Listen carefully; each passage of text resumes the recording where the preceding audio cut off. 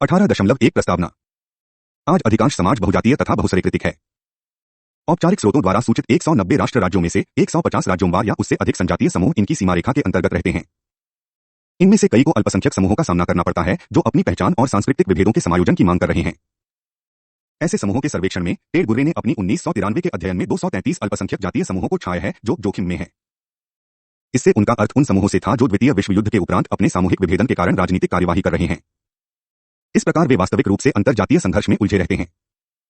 इन 233 समूहों में से मात्र 27 या 12% समूहों में 1945 से ही किसी राजनीतिक संगठन, विरोध, विद्रोह या अन्य प्रकार के अंतरसमुदाय संघर्ष का कोई इतिहास नहीं है। गुर्रे ने यह भी दर्शाया है कि विश्व के 127 देशों का, जिसका उन्होंने परीक्षण किया है, उसमें 75% समूहों में कम से कम एक तथा अन्य में अधिक भी अत्यधिक राजनीतिक अल्पसंख्यक होते हैं। इस प्रकार प्रजातीय तनाव तथा आंदोलन हिंसक और अहिंसक संघर्ष के मुख्य स्रोत बन गए हैं।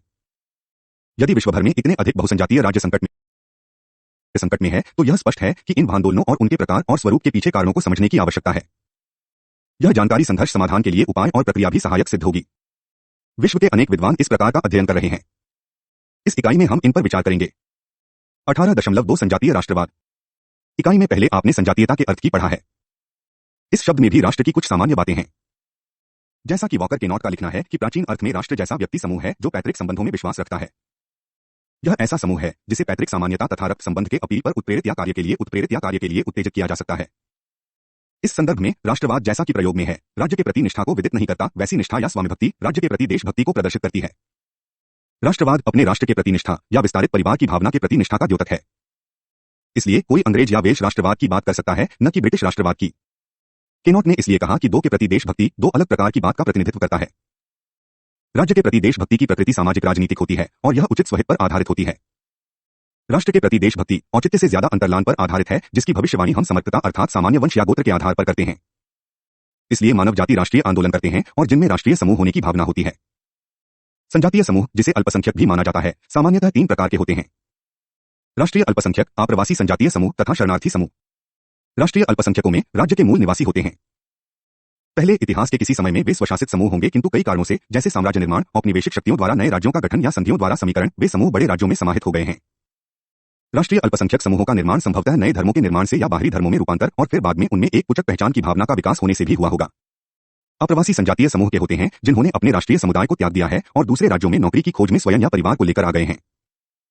कुछ समय में वे समान संस्कृति या धर्म के आधार पर आप्रवासी समूह का गठन करते हैं।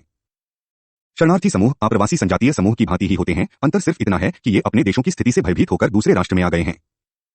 अध्ययन द्वारा यह दर्शाया गया है कि प्रथम प्रकार के संजातीय समूह ही मानव जाति राष्ट्रवाद में सम्मिलित रहते हैं।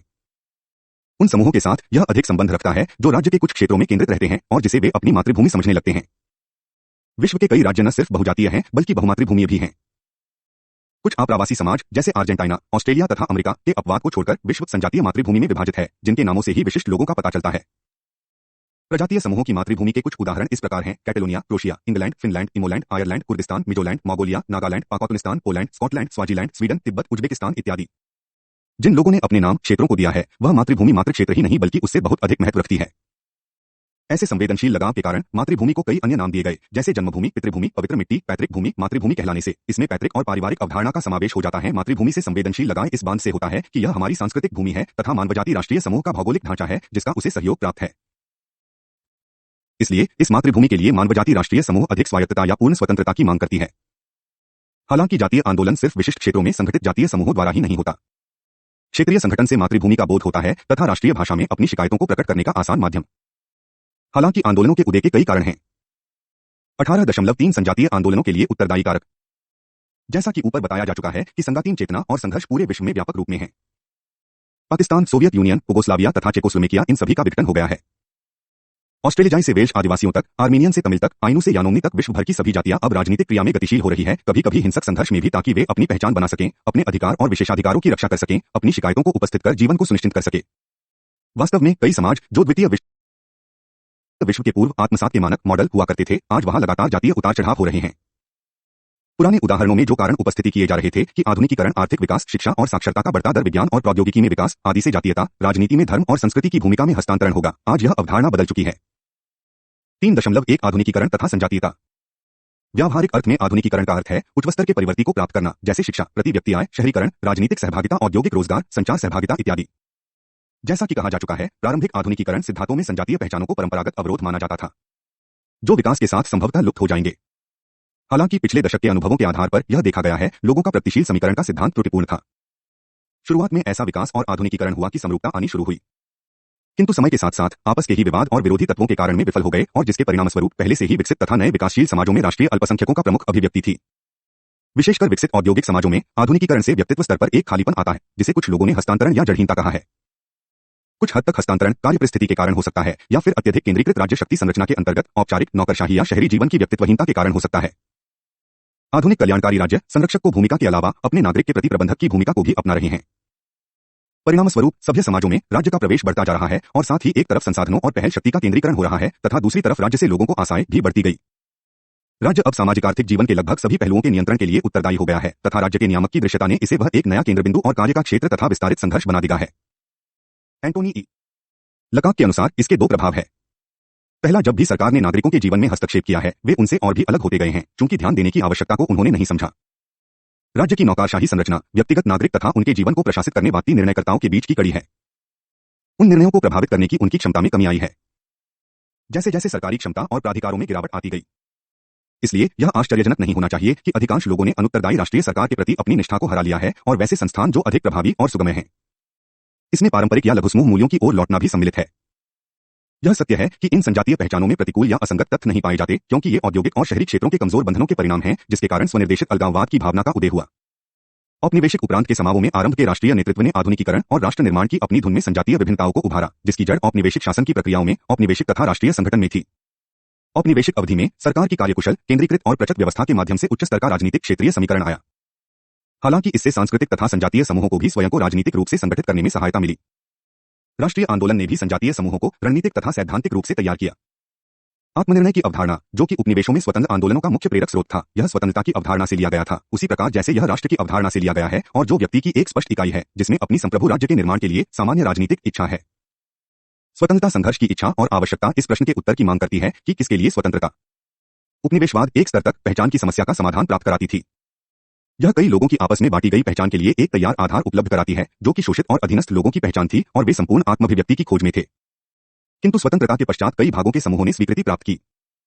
परिणामतः औपनिवेशिक उपरांत विश्व व्यवस्था, जो राज्य की सर्वोच्चता की अवधारणा पर निर्मित है, आरोपित राष्ट्रवाद पर संचालित है, धर्मनिरपेक्ष या धार्मिक सिद्धांतों द्वारा तर्कसंगत है, तथा अत्यधिक शक्तिशाली नौकरशाही तंत्र द्वारा संचालित है, वह आज तनाव और दबाव में है।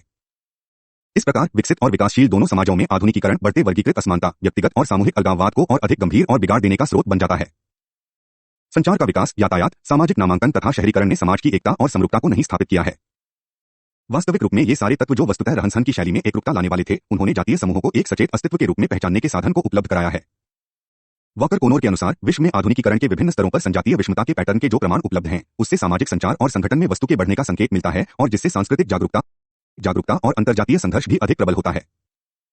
आधुनिकीकरण सिद्धांत के द्वारा वर्तमान विश्व में जातीय दृढ़कथन का संकेत मिलता है, जो वस्तु उपरांत मूल्य के रूप में है, और जो औद्योगिक उपरांत समाज में वस्तुरुचि के साथ समानांतर प्रतिस्पर्धा रख रहा है। इस संदर्भ में कुछ प्रेक्षकों ने आधुनिक युग में संजातीयता के पुनरुज्जीवन को विज्ञान की प्रगति और धर्म के पतन के साथ जोड़ा है। धर्मनिरपेक्ष वैज्ञानिक राज्य के क्षेत्र की वृद्धि और समुदाय के धार्मिक रंगों के खत्म होने के साथ लोग कई दुविधाओं का सामना कर रहे हैं, जैसे तर्कशीलता बनाम समुदाय, धार्मिकता, किसी एक का दूसरे के लागत पर चयन की आवश्यकता, या किसी प्रकार संतोषजनक समीकरण लाना। इन दुविधाओं के समाधान के लिए संजातीय इतिहासवाद का उदय हुआ। संजातीय इतिहासवाद का उद्देश्य है कि संजातीय सांप्रदायिक पहचान की पुनः खोज और पुनर्नवीनता के माध्यम से जातीय समुदाय को पुनरुज्जीवित किया जा सके तथा पूर्व जैसे विचारधाराओं का पुनर्निर्माण किया जा सके। इस संदर्भ में धर्मनिरपेक्ष बुद्धिजीवियों की विशेष भूमिका रही है, जो पहचान संकट स्थिति से गुजर रहे हैं और जो संजातीय ऐतिहासिक पुनरुज्जीवन के रक्षक रहे हैं। चाहे कितना भी विश्वासोत्पादक यह तथ्य क्यों न हो कि आधुनिक विश्व में बढ़ते सामाजिक परिवर्तन के परिवेश में संजातीयता को इस भीड़ में एक नया नाम और पहचान दिया गया है, किंतु सत्य यह है कि कोई भी सामाजिक प्रक्रिया राजनीतिक आर्थिक कारणों से अलग रहकर अलगाव में नहीं हो सकती। इसलिए आधुनिकीकरण पूर्णतया इस तथ्य को नहीं बता सकती। इसके लिए हमें आर्थिक और राजनीतिक कार्यों को भी देखना पड़ेगा। 3.2 राजनीतिक अर्थव्यवस्था। राजनीतिक अर्थव्यवस्था का उदारवादी और मार्क्सवादी दोनों ही प्रकार का विश्लेषण है। हालांकि इन दोनों अवधारणाओं में आर्थिक प्रक्रिया के किसी पहलू पर विशेष बल या झुकाव की विभिन्नता होती है। इसका एक कारण है क्षेत्रीय असमानताएं। कई विद्वानों ने यह कहा है कि बड़े भूजातीय समाजों में आधुनिकीकरण और औद्योगिकीकरण असमान रूप से आगे बढ़ता है तथा अन्य की तुलना में कुछ जातीय समाज या क्षेत्रों को लाभ पहुंचाने की चेष्टा की है। उदाहरणतः वॉटसन ने लिखा है, 1945 के उपरांत विश्व में इसका असमान वितरण हुआ, न सिर्फ सामाजिक रूप से बल्कि भौगोलिक रूप से भी। अधिक मोटे तौर पर विकास या आधुनिकीकरण की प्रक्रिया ने स्थानिक स्तर के अलग परिणाम दिए। जहां नकारात्मक परिणाम राष्ट्रीय अल्पसंख्यकों से जुड़ गए, राजनीतिक आंदोलन की क्षमता को संभवतः सक्रिय बताने की चेष्टा की गई। यह पाया गया कि अल्पसंख्यक राष्ट्रवाद द्वारा प्रतिपादित शिकायतें ज्यादातर आर्थिक और राजनीतिक शोषण के संदर्भ में श्री तीसरे विश्व के औपनिवेशिक उपरांत राज्यों में स्थिति और भी अधिक जटिल है। 70 के दशक के प्रारंभ में ही आर्थिक विकास के प्रतिमानों ने अपनी प्रभावहीनता को दर्शाया था। स्टेवेनहेगन ने यह विदित किया था कि यहां शासन करने वाले अभिजात वर्ग तीव्रता से आधुनिक बन गया है, किंतु अधिकांश जनसंख्या अभी भी गरीब है। प्रस्ताव में औपनिवेशिक उपरांत पूंजीपति विकास में पूंजीपति पूर्व उत्पादन स्रोत तथा सामाजिक संगठन के स्वरूप के टूटने से बृहद स्तर की गरीबी आई है, जिससे बाजार अर्थव्यवस्था तथा एक प्रकार के अनाज की कृषि में वृद्धि तो आई है, किंतु लोगों को उनके पारंपरिक गांवों से उखाड़ फेंका है और शहरी गंदगी और बढ़ते भूमिहीन सर्वहारा वर्ग का भी निर्माण हुआ है। जैसे जैसे तीसरे विश्व की अर्थव्यवस्था अंतरराष्ट्रीय पूंजीवाद में परिणत या अधीनस्थ हुआ, आंतरिक ध्रुवीकरण और असमानता सामाजिक वर्ग और क्षेत्र में बढ़ती गई। दूसरे शब्दों में दूसरों की इच्छा को तुष्ट करने की सप्रतिज्ञ निश्चितता व्यक्तिगत इच्छा को बढ़ाने में तथा अधिक मांगों को राजनीतिक प्रक्रियाओं में बांटने में सहायक होती है।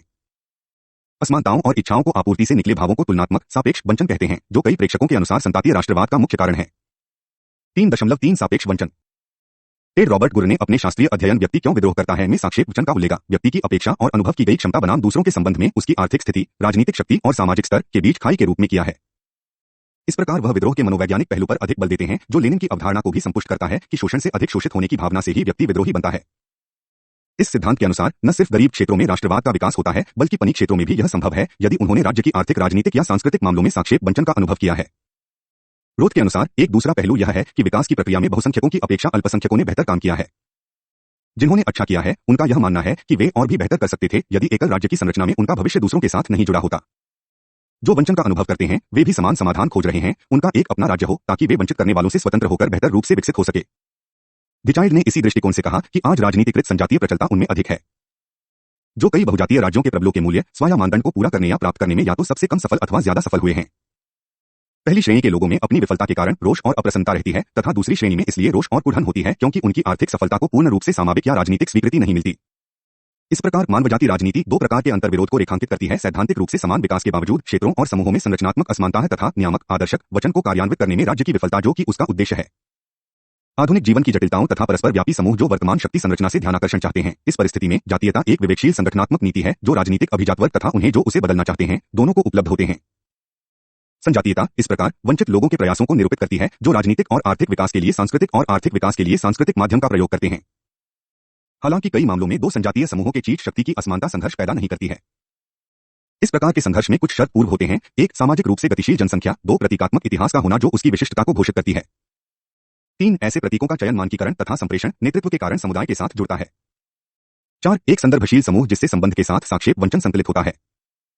किसी भी मामले में और ज्यादातर मामलों में सिर्फ मध्यम वर्ग ही होते हैं जो वर्तमान प्रणाली को अपने हित और विकास की संभावना के प्रतिकूल समझते हैं और वे यथापूर्व स्थिति को भी तोड़ना चाहते हैं।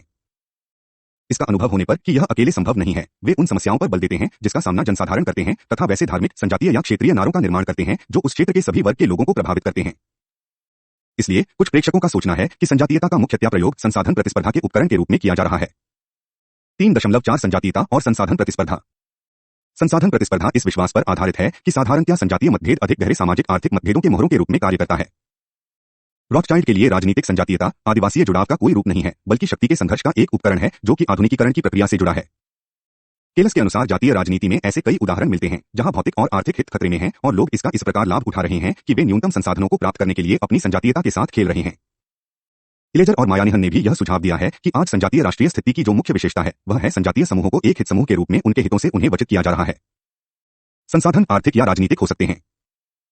आर्थिक संसाधन प्रतिस्पर्धियों ने समाजशास्त्रियों के कार्यों में अपनी प्रधानता प्राप्त की है जो पारिस्थितिकीय मॉडल का प्रयोग कर रहे हैं। समाजशास्त्री जिन्होंने इस अवधारणा को किसी और से प्राप्त कर इसको बढ़ाया है। आर्थिक और राजनीतिक स्रोत प्रतिस्पर्धा दोनों पर केंद्रित किया है। निगल, जो सीप प्रतिस्पो को सांस्कृतिक भौतिकवाद भी कहते हैं, कहा कि यह सिद्धांत प्रौद्योगिकी और पर्यावरण के महत्व पर भी बल देता है क्योंकि इससे संस्कृति का स्वरूप और तथ्य निर्धारित होता है। यह विवाद है कि आधुनिकीकरण प्रजातीय समूहों में नौकरी, मकान तथा अन्य मूल्यवान स्रोतों के लिए प्रतिस्पर्धा के स्तर को चढ़ाता है तथा संजातीय स्पर्धा तभी बढ़ती है जब संजातीय क्षेत्रों के आधार पर संजातीय संघर्ष और सामाजिक आंदोलन होता है। जो अध्ययन इस अवधारणा का प्रयोग करते हैं वह पाया गया कि अविकसित की अपेक्षा विकसित और औद्योगिक क्षेत्रों में जातीय दल समर्थ अधिक है। विकास के कारण जातीय गतिशीलता में कमी होने की बजाय वृद्धि आई है क्योंकि यह जातीय समूहों को स्रोत प्रदान करता है जिससे उनकी मोलतोल विनिमय की स्थिति में तथा कार्यों की संगठनात्मक क्षमता में वृद्धि होती है। जातीय आंदोलन के वर्ग आधार पर साहित्य भी इस सिद्धांत का समर्थन करते हैं क्योंकि यह दर्शाता है कि अपनी दूसरी जातीय समूह की अपेक्षा आंदोलन के सक्रिय कार्यकर्ता अधिक शिक्षित, संपन्न और उच्चतर व्यावसायिक स्तर के होते हैं। 3.5 अभिजात वर्ग प्रतिस्पर्धा। पॉल जॉस के अनुसार संजातीय पहचान और आधुनिक राष्ट्रवाद का उदय विशेषकर राज्यों के केंद्रीकरण के नेतृत्व और अप्रभावी संजातीय समूह के अभिजात वर्गों के बीच विशेष प्रकार की अंतःक्रिया के कारण है, किंतु अनन्य रूप से इन राज्यों के परिधियों में नहीं। इस प्रकार ब्रॉस के अनुसार संजातीय प्रतिस्पर्धा एक आधारभूत गतिशीलता है जो विशेष स्थितियों में संजातीय संघर्ष को प्रेरित करता है, जो कि संजातीय समूहों में सांस्कृतिक मूल्यों की बजाय बृहद राजनीतिक एवं आर्थिक वातावरण के कारण होता है। यह सिद्धांत इस मान्यता के साथ युक्ति संगत है कि संजातीय पहचान स्वयं एक परिवर्ती है बल्कि एक अंतिम व्यवस्था है। संजातीय समूह का सांस्कृतिक स्वरूप, मूल्य तथा क्रियाएं अभिजात वर्ग के लिए राजनीतिक सत्ता और आर्थिक लाभ के होड़ में राजनीतिक स्रोत बन जाते हैं। वे समूह के सदस्यों की पहचान के लिए प्रतीक और निर्देशक बन जाते हैं, जिन्हें इसलिए बुलाया जाता ताकि ये आसानी से राजनीतिक पहचान का निर्माण कर सके। विशेष अभिजात वर्ग द्वारा संजातीय समुदाय का आधुनिकृत तथा भौगोलिक उपरांत समाजों में निर्माण तथा रूपांतरण होता है, जिसमें नाटकीय सामाजिक परिवर्तन हो रहा है। बॉस के अनुसार औद्योगिक पूर्व समाजों में विशेषकर राज्य संसाधन का आवंटन कोई प्राथमिक मुद्दा नहीं है, बल्कि स्थानीय समुदायों पर नियंत्रण आवश्यक है, जो कि संजातीय समूह के अंतर्गत तथा संजातीय समूह और बाध्य शक्तियों के बीच का मुद्दा है, जिसमें अन्य संजातीय समूह और राज्य भी सम्मिलित है। डोनाल्ड डोरोविच के अनुसार सरकार से संवादीय मांग कर तथा प्रत्येक समूह के अंतर्गत संजातीय उग्रराष्ट्रीयता के प्रभाव को सहारा देकर निर्वाचक गणों से अनुरोध करने से जो दल सिर्फ संजातीय विभेदों को प्रदर्शित करते थे, अब वे उसे और प्रबल बनाकर बढ़ा रहे हैं। उनका हालांकि यह सुझाव है कि संजातीय और सांस्कृतिक पुनरुज्जीवन के लिए आंदोलन अभिजात वर्ग स्तर पर शुरू तो हो सकते हैं, किंतु वहां समाप्त नहीं हो सकते हैं। पृथक बुद्धिजीवी अपने खोए हुए जड़ को पुनः प्राप्त करने के लिए इच्छुक हो सकते हैं, किंतु इन जड़ों के खो जाने से उन्हें इस खोज के लिए आरंभिक नैतिक या आर्थिक नेतृत्व के अलावा और कुछ प्राप्त नहीं हो सकता, क्योंकि पश्चिमी शिक्षित अभिजात वर्ग प्रथागत धार्मिक क्रियाओं से अनभिज्ञ, स्थानीय ऐतिहासिक ज्ञान में कमी, स्थानीय साहित्य से अपरिचित तथा संभवतः स्वयं की भाषा में भी पूर्णतः सक्षम नहीं रहते हैं। अंतिम विश्लेषण में पुनः रवोज की प्रक्रिया को आगे बढ़ाने के लिए यह देशी बुद्धिजीवियों पर आश्रित रहता है। 3.6 आंतरिक उपनिवेशवाद। आंतरिक उपनिवेशवाद के सिद्धांत का सार निर्भरता की वृहद परिधि के अंतर्गत लैटिन अमेरिकी लेखकों द्वारा सर्वप्रथम प्रतिपादित है। राज्य के अंतर्गत प्रचल या मुख्य समुदाय के सदस्यों तथा अल्पसंख्यक या बाह्य समुदाय के सदस्यों के बीच का संबंध, जिसकी विशेषता है शोषण। 1965 में लिखते हुए कासाकीका ने लिखा है कि आंतरिक उपनिवेशवाद सांस्कृतिक रूप से विजातीय विशिष्ट समूहों में सामाजिक संबंधों की संरचना से मेल खाता है। एक दशक बाद आयरलैंड को प्रयोगाश्रित उदाहरण के रूप में लेते हुए माइकल हेयर ने कहा कि जातीय समूह को अपने मुख्य क्षेत्रों के अधीनीकरण के कारण आंतरिक उपनिवेशवाद के अधीन होना होगा। इस अवधारणा के पीछे मुख्य तथ्य है कि पूंजी विश्व अर्थव्यवस्था तथा साम्राज्यवाद राज्य विस्तार के कारण राज्य स्रोतों का विभेदक वितरण हो रहा है तथा संजातीय समूहों में बहुमूल्य रोजगार अवसर प्राप्त हो रहा है। बॉलरस्टीन के लिए आधुनिक राज्य का सार उसका साक्षेप प्राधिकार नहीं है, बल्कि संजातीय समूहों में विशेषाधिकार तथा भेदीकरण के वितरक की भूमिका है। उसी प्रकार हेयर ने सुझाव दिया है कि आधुनिक पूंजीपति राज्य श्रम का सांस्कृतिक विभाजन पर विश्वास रखता है, जी अमूल्य नौकरी और आर्थिक विकास को इस प्रकार अनियमित रूप से वितरित करते हैं कि राष्ट्र के मुख्य क्षेत्र सर्वोत्तम नौकरियों पर अपना नियंत्रण रखते हैं, जबकि बाध्य क्षेत्र मुख्य और संजातीय समूहों पर आश्रित रहते हैं, जिनके पास सबसे कम निपुण और प्रतिष्ठित नौकरियां होती हैं। इस तरह जैसे उपनिवेशवाद के अंतर्गत भौगोलिक बाहुल्य सतह में रहने वाले संसाधन और श्रम को सांस्कृतिक, विदेशीय, प्रौद्योगिक तथा संगठनीय सर्वोच्च प्रबल समूहों द्वारा विकसित किया जाता है, उसी तरह आंतरिक उपनिवेशवाद में क्षेत्रीय बाह्य श्रम और संसाधन को विकसित किया जाता है ताकि केंद्रीय समूह और उनके हितों को समृद्ध किया जा सके। परिणाम स्वरूप संजातीय विभिन्न और आर्थिक अलाभकारी बाह्य जनसंख्या शोषण की प्रतिक्रिया में स्वयं को गतिशील बनाती है। नागल के अनुसार यहाँ जो हम देखते हैं वह एक सांस्कृतिक रूप से विभिन्न समूह है, जी एक ऐतिहासिक बाह्य प्रतिकूल स्थिति में रहते हैं और उनके संसाधन भी अस्थिर होते हैं और केंद्र के निर्देश पर श्रम करते हैं। स्वर्ण प्रणाली में संजातीयता और आर्थिक स्तर में अभिसरण के कारण संजातीय विभेदीकरण जागरूकता की प्रमुखता बढ़ती है। इस प्रकार आंतरिक उपनिवेशवाद मॉडल में कार्यवाही को यह भविष्यवाणी की औद्योगिकीकरण और आधुनिकीकरण में सांस्कृतिक एकीकरण की वृद्धि के साथ संजातीय प्रमुखता में गिरावट आएगी। संजातीयता साधन के रूप में पुनरुज्जीवित होती है, जिसके कारण आंतरिक उपनिवेशवाद की दास्ता से बाह्य परिचय टूट सके। 3.7 सांस्कृतिक वंचन। इस दृष्टिकोण के अनुसार बहुसंख्यकों के बीच अल्पसंख्यकों में असुरक्षा की भावना संजातीयता को बढ़ावा देने का एक महत्वपूर्ण कारक हो सकता है, जैसे बहुसंख्यकों द्वारा भेदभाव और अत्याचार, बहुसंख्यकों द्वारा विभेद और अत्याचार, बहुसंख्यकों के साथ राज्य का घनिष्ठ संबंध स्थापन या आधुनिकीकरण से उभरे एकीकरण की प्रक्रिया, जिसके कारण संभोगात्मक राज्य संस्कृति का निर्माण होता है। यह सत्य है कि प्रयोग और अनुभव द्वारा पूर्वाग्रहों और विभेदों को नहीं मालूम किया जा सकता। वास्तव में इसे परिभाषित करना भी कठिन है।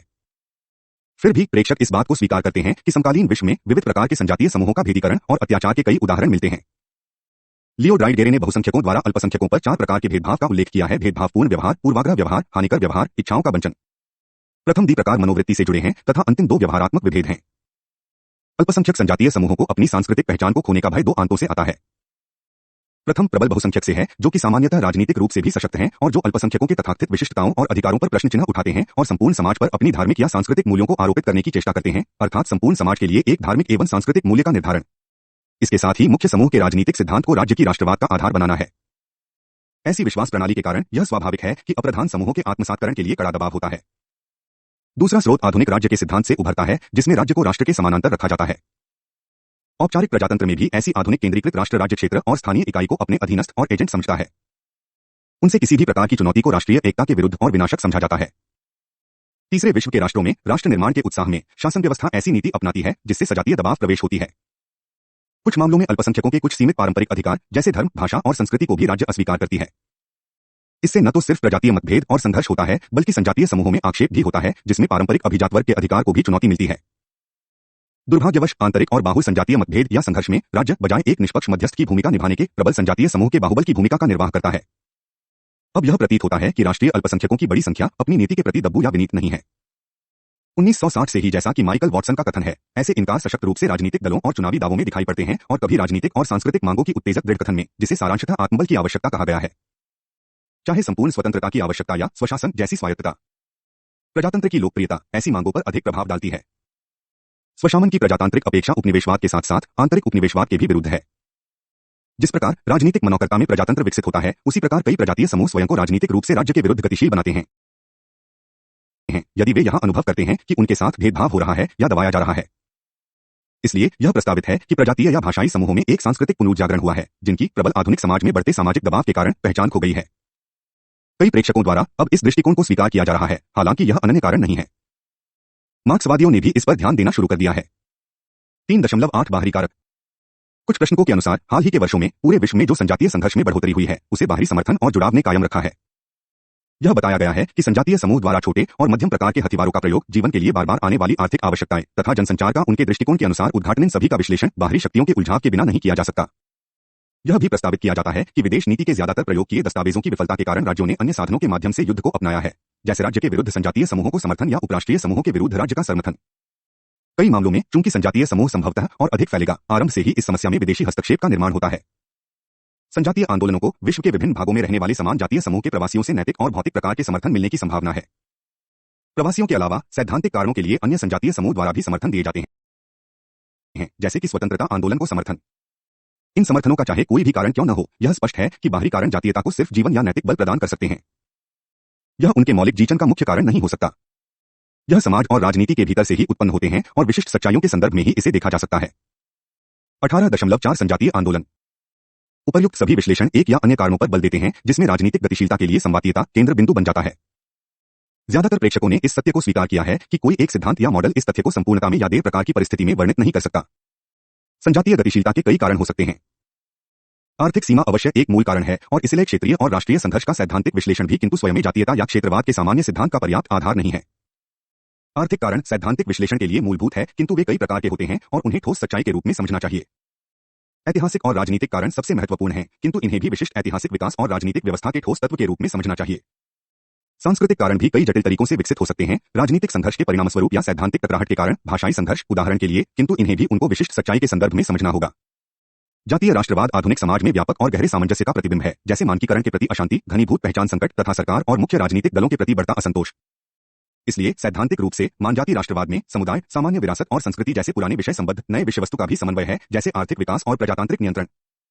साथ ही यह ध्यान करना महत्वपूर्ण है कि प्रेरणा स्रोत शक्तियों ही सिर्फ संजातीय आंदोलन के उदय में उत्तरगामी नहीं रहती। जिस स्तर तक जातीय समूह के पास स्वयं के विभिन्न प्रकार के संगठन और समूह की विकसित उपसंरचना होती है, जो उन्हें समेटता है और उनके सक्षम विरोधियों से बाहरी स्तर से पृथक रखता है, वह भी एक आवश्यक निर्धारक है।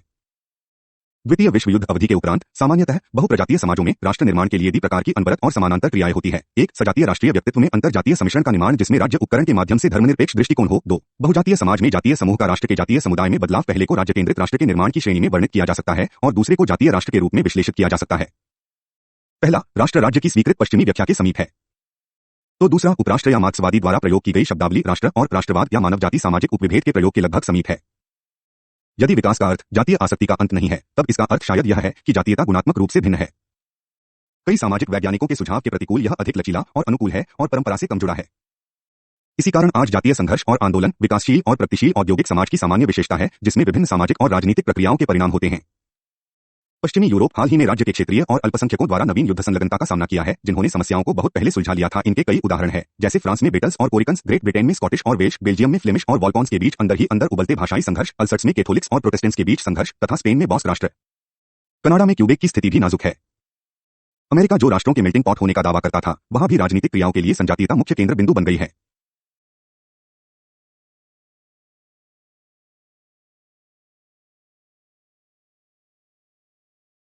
स्पेनिश के बृहद स्तर पर आने से जो अंग्रेजी भाषा नहीं अपना सकते, अब परेशानी का कारण बन रहे हैं।